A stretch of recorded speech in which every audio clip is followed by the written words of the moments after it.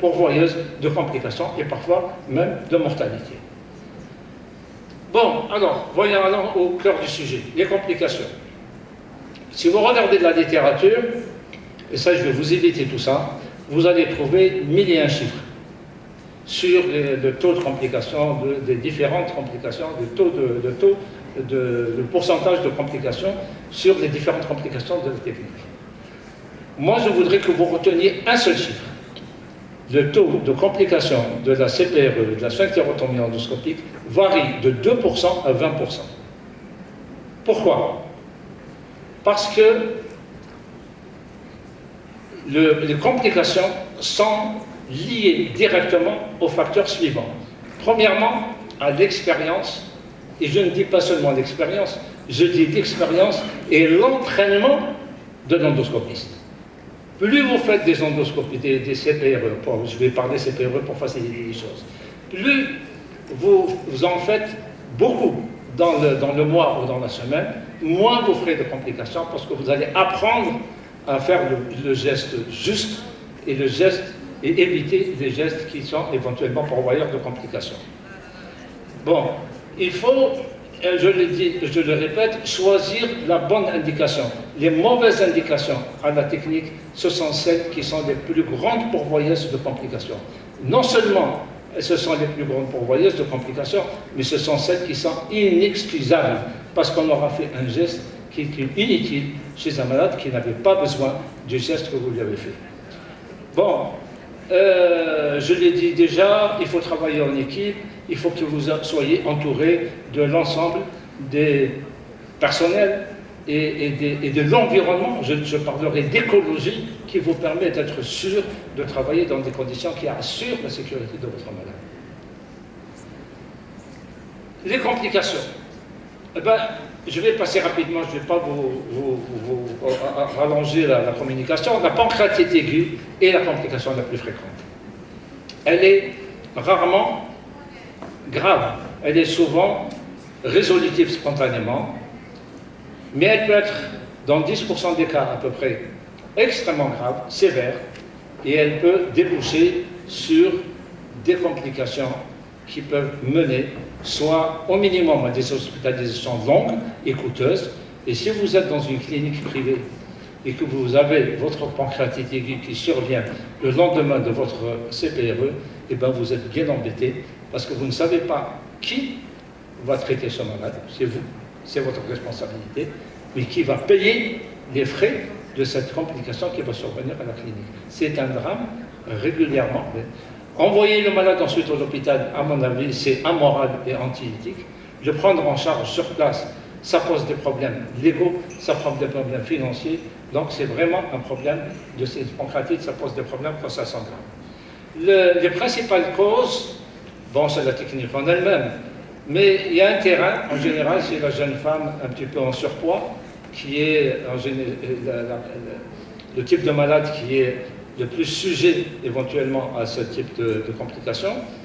L'injection accidentelle dans le canal pancréatique, même le passage successif et à plusieurs reprises de fil guide dans le Wirsung peut être à l'origine de blessures du canal pancréatique principal, et c'est cette effraction du canal principal qui va provoquer le déclenchement de la pancréatite.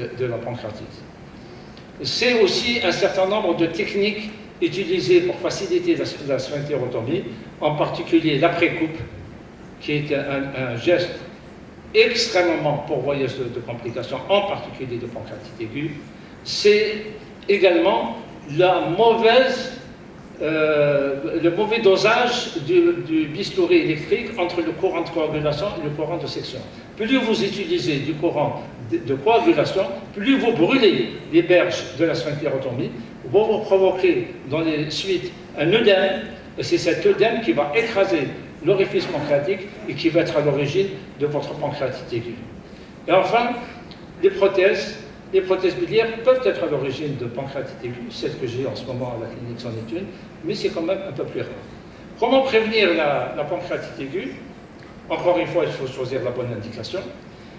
Il y a un petit geste qui aujourd'hui est prouvé comme étant efficace, et qui est maintenant devenu obligatoire, c'est un anti-inflammatoire non stéroïdien immédiatement avant la pratique de la CPRE, donc un suppositoire tout simplement d'endométacide ou de diclofénac tout de suite avant.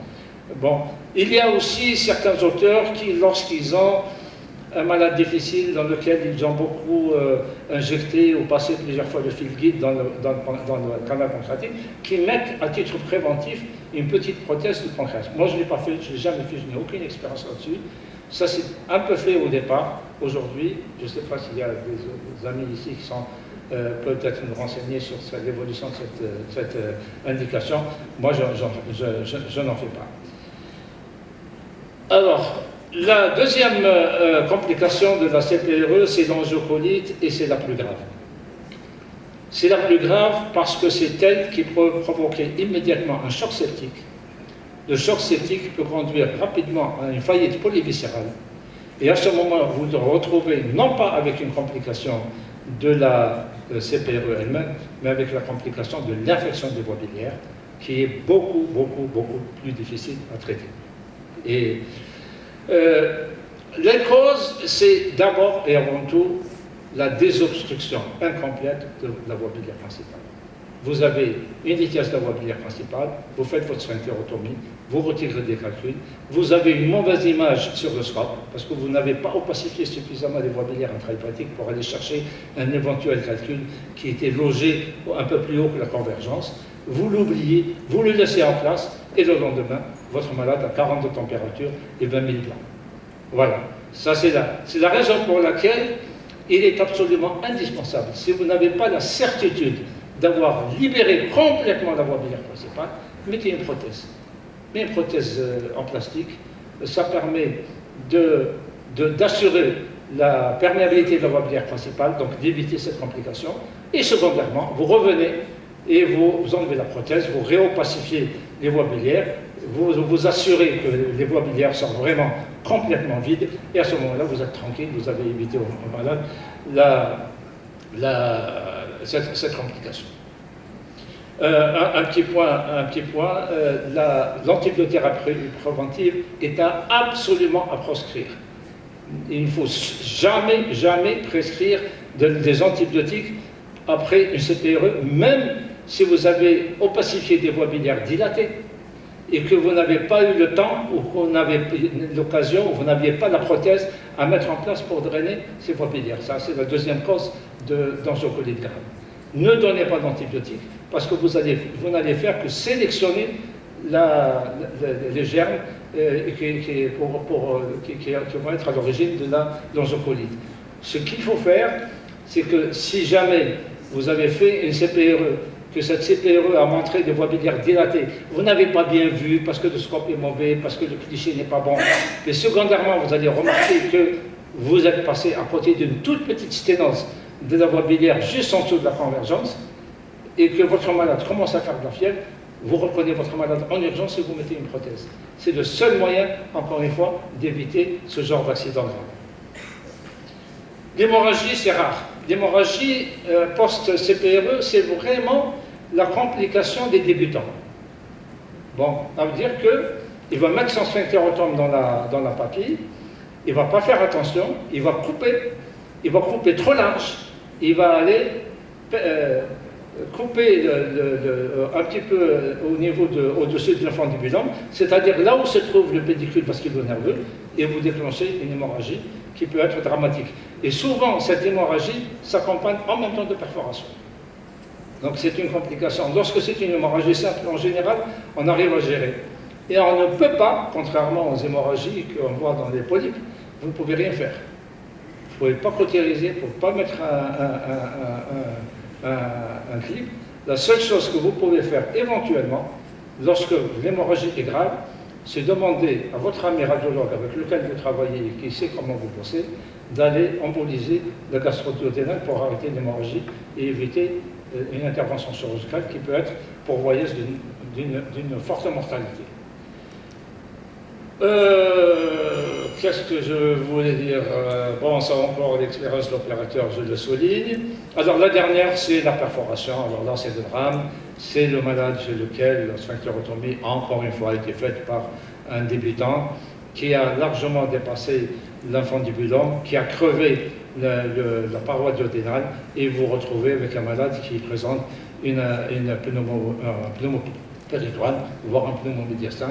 Ça, c'est le drame absolu. J'aurais voulu faire venir avec moi une assistante de chirurgie de l'hôpital de Babeloued, qui en a opéré un certain nombre. J'aurais voulu l'amener aujourd'hui pour vous présenter ces cas, mais bon, ce n'était pas possible pour cette fois-ci. La deuxième cause de perforation, c'est la désobstruction des voies biliaires lorsque les calculs sont gros. Ça vous arrivera, si ce n'est vous mettez votre dormia, vous accrochez le calcul, vous avez fait une sphinctérotomie que vous avez jugée suffisamment large, vous descendez le calcul et le calcul ne passe pas. Et là, vous êtes obligé de recourir à des techniques, et en particulier à la fameuse lithotricie mécanique.